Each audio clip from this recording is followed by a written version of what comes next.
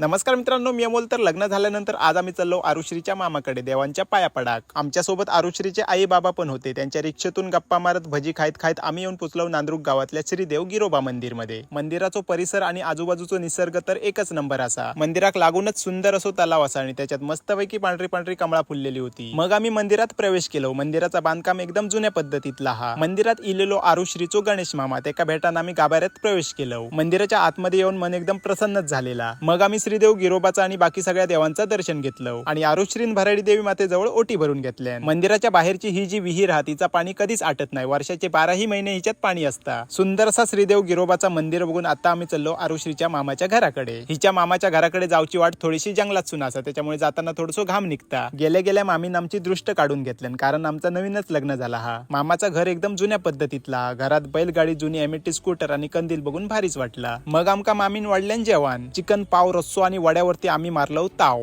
जेवण झालं तसे थोडेसे गजाली मारलो, एक छोटीशी डुलकी घेतलो आणि आम्ही येऊक निघालो घरात. व्हिडिओ आवडलो तर लाईक, कमेंट आणि फॉलो करूक विसरा नको.